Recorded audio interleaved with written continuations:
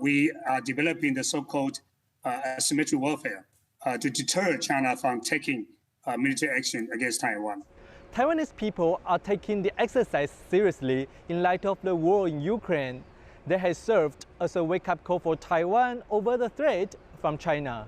I think the drills are necessary. We should be prepared beforehand. Through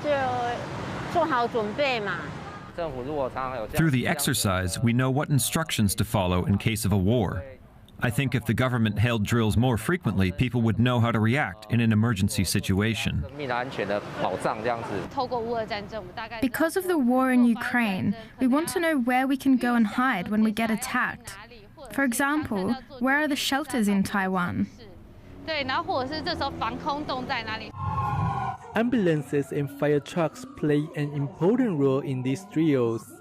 The rescue workers practice putting out a fire after the supposed missile attack. The Taiwanese government wants to make it as real as possible to raise public awareness of emergency warnings. The drills and a 5-day military exercise were conducted at the same time, and this war game has Ukraine in mind. Reservists dig long trenches under a bridge. Others focus on practicing urban warfare. And on the open sea, several warships carry out maneuvers. Taiwan's President Tsai Ing-wen oversaw the drills on a Navy destroyer. This excellent drill demonstrated the are all empty. Only the sound of the warning sirens can be heard. Police instruct everyone to seek shelter immediately. Cities across Taiwan shut down for 30 minutes for these nationwide military drills. The military exercises this year are the largest in Taiwan's history. As you can see behind me, all cars have been forced to pull over to the side of the road, and everyone needs to seek shelter during these air raid drills. Taiwanese people are taking the exercise seriously in light of the war in Ukraine. They have served as a wake-up call for Taiwan over the threat from China. I think the drills are necessary. We should be prepared beforehand. Through the exercise, we know what instructions to follow in case of a war.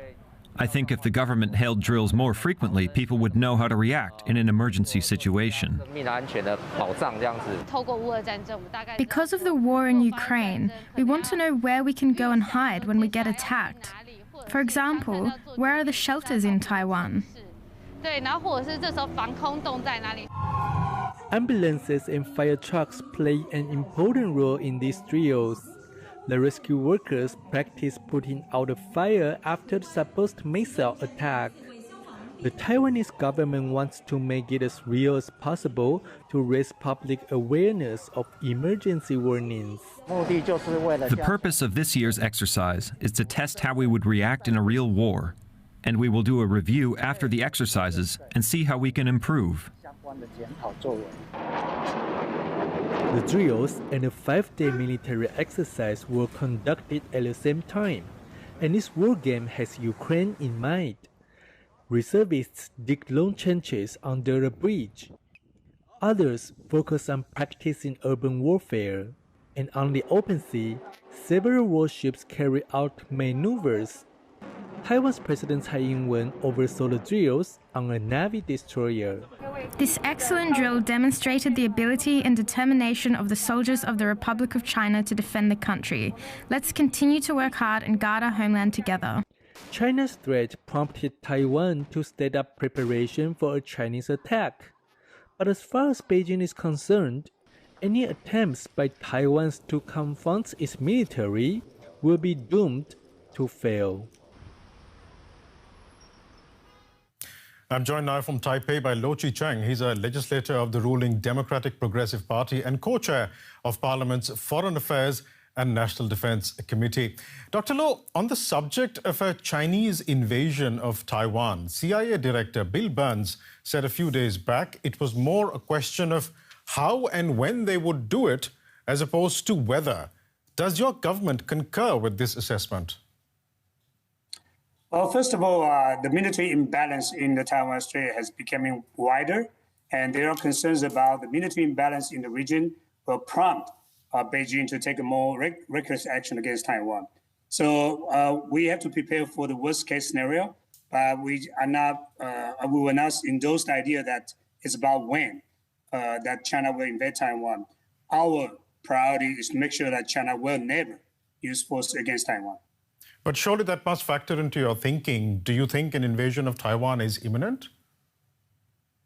Well, there's a possibility that China will learn from the lessons of Russian invasion of Ukraine, that China can take a short war. They can have a short war in the Taiwan Strait.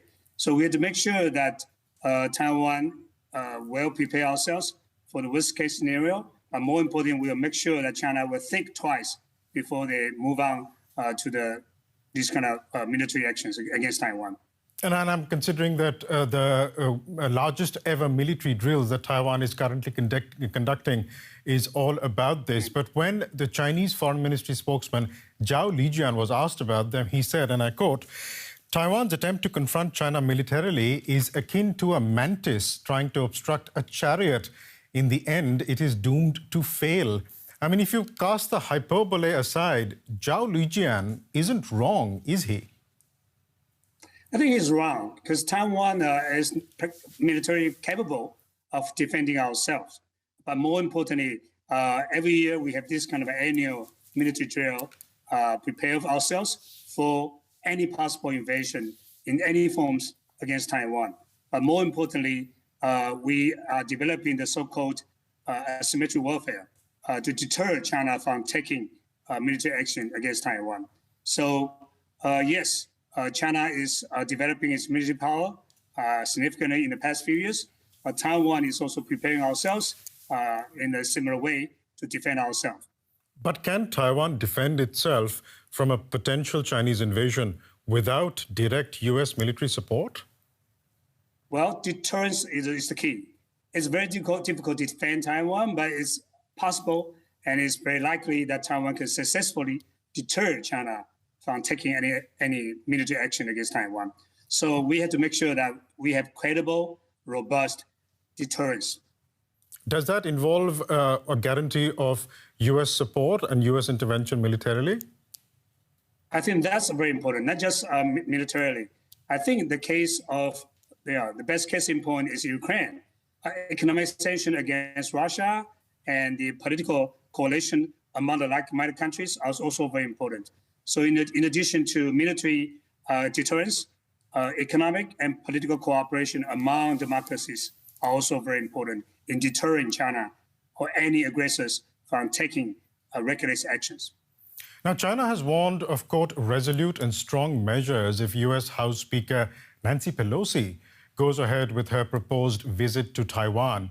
Should she reconsider her trip? Well, first of all, China opposes any visit by any foreign political leaders to Taiwan. That happens all the time. And we cannot allow China to detect which leader can visit Taiwan or not. So, we are hopeful that Speaker Pelosi can come visit Taiwan. And I think she's the leader of the free democracy countries. So we are hoping that she can visit Taiwan. But again, we should not allow China to detect who can come to Taiwan. That's what you say, but then when President Joe Biden says that the U.S. military's assessment is that the trip is, quote, not a good idea right now, is President Biden being overcautious? Well, I don't know why President Biden said that, but obviously they have concerns about any unwanted, events happening before the Biden and Xi Jinping telephone calls. So that's probably one of the reasons why the administration takes a more conservative attitude towards that kind of visit. Are you at all concerned about any potential costs to Taiwan if Nancy Pelosi visits the island?